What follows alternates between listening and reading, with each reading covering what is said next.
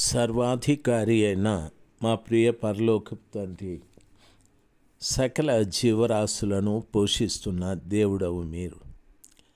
తండ్రి, మా ప్రభువా, ఈ వాక్యాన్ని వింటున్నటువంటి మా ప్రియ తల్లులు, తండ్రులు, ఎంతోమంది మా ఆత్మీయ సహోదరులు, సహోదరీలు, యవన బిడ్డలు ఎందరో ఈ వాక్యాన్ని వింటున్నారు ప్రభా.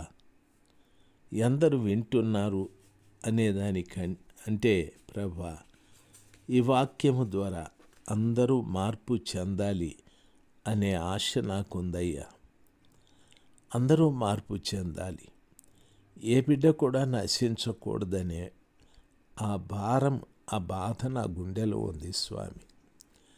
ఎంతోమంది తల్లిదండ్రులు, కుటుంబాలు భర్తలో మార్పు లేక భార్య ఏడుస్తూ ఉన్నారు స్వామి.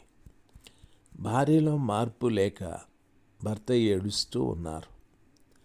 కొన్ని పర్యాలు తల్లిదండ్రుల్లో మార్పు లేక పిల్లలు కూడా ఏడుస్తూ ఉన్నారు. మీ దయా దాక్షిణ్యములను బట్టి ఈ కుటుంబాలన్నింటినీ దర్శించండి.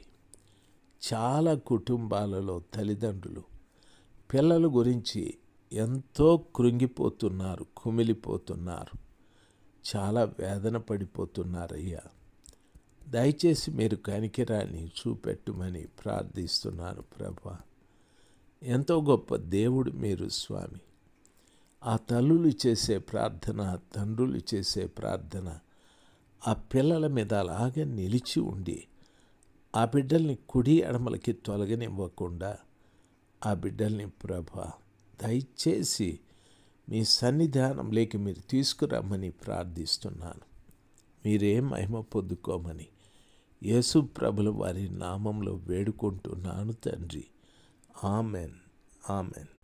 జూలై మాసం 19వ తారీఖు 2024 శుక్రవారం. ప్రియులారా, ప్రవక్త రాజైన హిజ్కియాని గూర్చే మాట్లాడుతూ ఉన్నాను. హిజ్కియాతో ప్రవక్త యెషయా దేవుడు పంపిన వ్యక్తిగా, నీ ఇంటిని చక్కబెట్టుకో, నీవు చనిపోతావని చెప్పాడు. ప్రియులారా, గమనించాలి. నా ఆలోచన, నేను చావక ముందే నా ఇంటిని చక్కబెట్టుకోవాలి.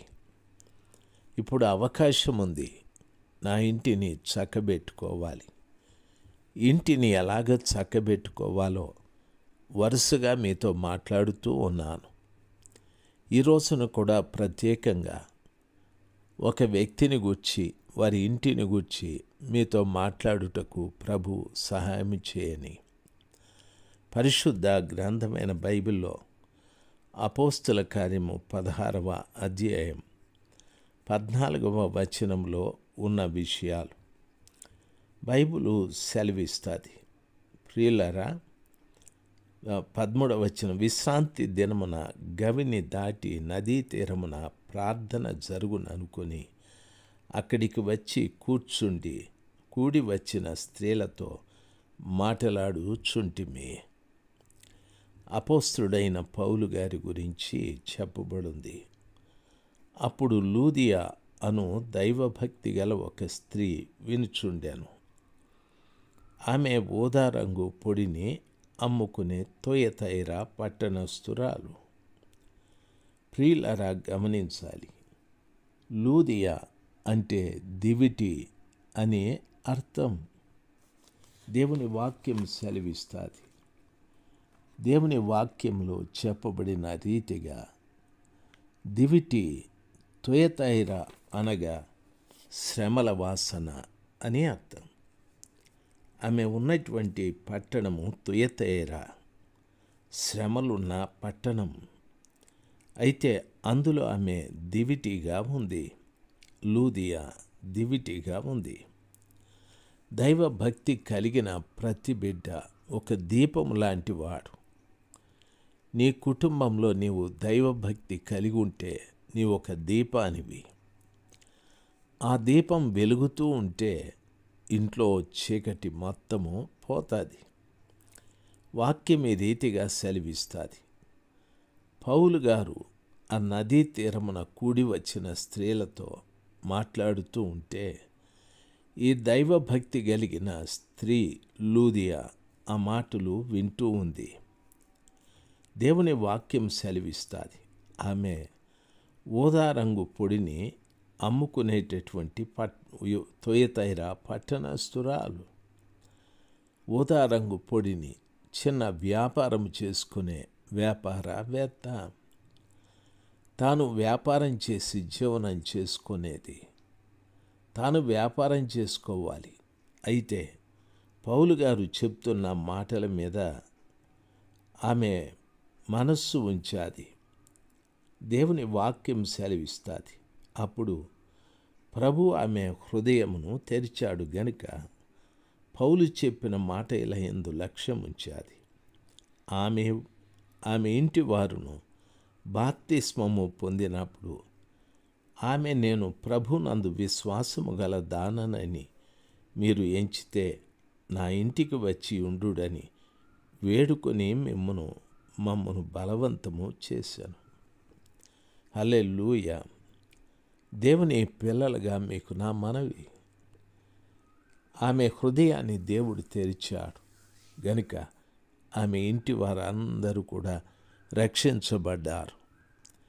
ఈరోజు మన కుటుంబాలలో చాలామంది రక్షించబడలేదు.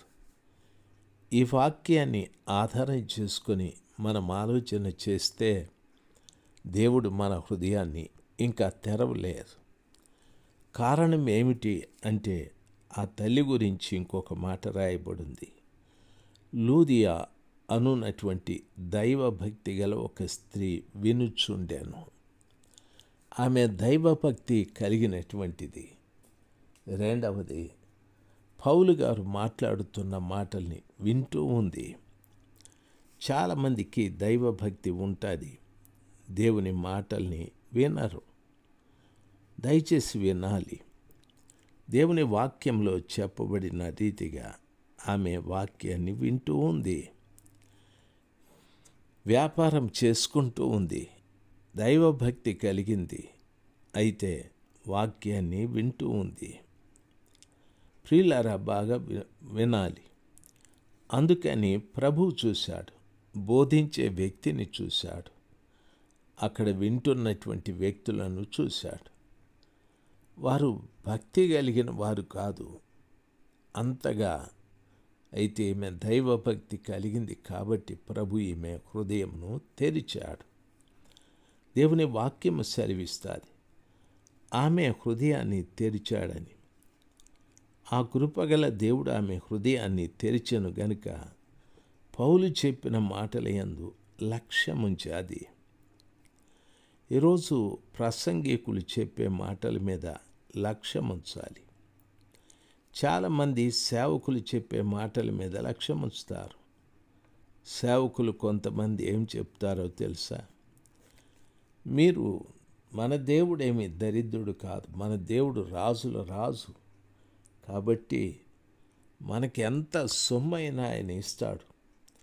పరలోకంలో మనకు డబ్బు ఉండదు, ఈ భూమి మీదనే దేవుడు మనకు డబ్బును సమృద్ధిగా ఇస్తాడు అని చెప్తా ప్రసంగాలు చేస్తూ ఉంటారు.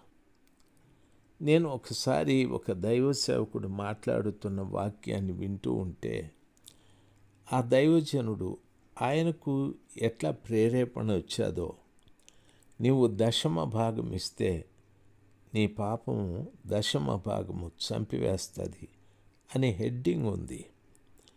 నాకు చాలా విచిత్రమై ఆ వాక్యాన్ని విన్నాను. దైవ సేవకుడు మంచివాడే, చాలా తక్కువ స్థాయిలో నుండి పైకి వచ్చాడు. ప్రభువుతో మాట్లాడే అనుభవం ఉంది.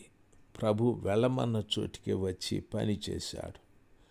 అయితే ఇప్పుడు కోటీశ్వరుడు అయ్యాడు. ఆయన ఆ మాటలు చెప్తూ దశమ భాగం ఇస్తే నీ పాపము దశమ భాగాన్ని చంపేస్తుందని. చాలామంది బిడ్డలు, నాకు అర్థమైంది ఏమిటంటే, దశమ భాగం మన పాపాన్ని చంపివేస్తే మరి యేసు ప్రభు మన కొరకు రావాల్సిన పనేముంది? యేసు ప్రభు మన కొరకు చనిపోవాల్సిన పనేముంది? ఆయన సిలువ మోయాల్సింది, కొరడా దెబ్బలు తినాల్సింది, ఆ సిలువలో తన రక్తాన్ని చిందించాల్సింది. ఇన్ని కార్యాలు ఎందుకు చేయాలి? ప్రభు రక్తం ఒక్కటే మనుషులకు పాప క్షమాపణ కలిగిస్తుంది. ప్రభు ఒక్కని ద్వారానే ప్రజలకు పాప క్షమాపణ కలుగుతుంది. కాకపోతే ఆ దైవజనుడు ఏ ఉద్దేశంతో చెప్పాడో ఏమో నాకు సరిగా అర్థం కాలేదు. నేను కూడా కాస్త డిస్టర్బ్ అయ్యాను. ప్రియులారా, దేవుని వాక్యం సెలవిస్తుంది. ఆ భక్తుడు చెప్పిన మాట, నేనిప్పుడు కోటీశ్వరుని, ఆ పట్టణంలో సెంట్రల్లో పెద్ద ఇల్లు కట్టాను, 2 కోట్లు ఆ ఇల్లు ఖరీదని కూడా చెప్పాడు. దేవునికి స్తోత్రాలు. మరి ఆయన సంఘంలో చాలామంది ఉంటారు. చాలామంది దేవుని భయం కలిగిన బిడ్డలు ఉంటారు. దశంభాగాలు ఇచ్చేవాళ్ళు కూడా ఉంటారు. వాళ్ళందరూ తనలాగా కోటీశ్వర్లు కాలేదే. తనలాగా ఆ ఊర్లో సెంటర్లో స్థలాలు కొనలేదే. ఆ ఊర్లో పెద్ద పెద్ద భవనాలు నిర్మించుకోలేదే. ఇంకా సంఘంలో పేదలు ఉంటారు, అనాథలు ఉంటారు, విధవరాండ్లు ఉంటారు, ఎందరో రోగులు ఉంటారు, సమస్యలు కలిగిన బిడ్డలు ఎంతోమంది ఉంటారు. మరి నిన్నొక్కడనే దేవుడు ఆ రీతిగా హెచ్చిస్తే నీ బోధ విన్న బిడ్డల సమాచారం ఏమిటి? వారు అలాగే జీవితాంతం మనకు కానుకలిస్తూ దారిద్ర్యాన్ని అనుభవిస్తూ దిగజారిపోవాలనా?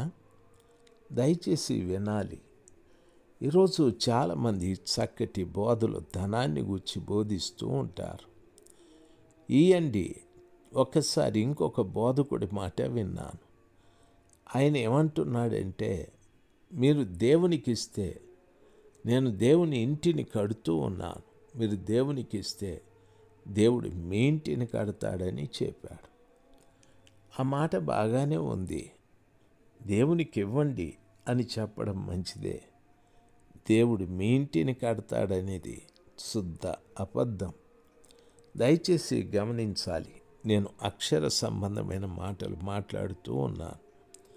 దేవుని బిడ్డలారా, ధనం వైపు చూడకండి.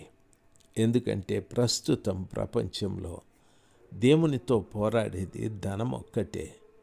ధనం వైపు చూడొద్దండి, దేవుని వైపు చూడండి. దేవుని కృప మీకు తోడుగా ఉండునుగాక. ఆమెన్.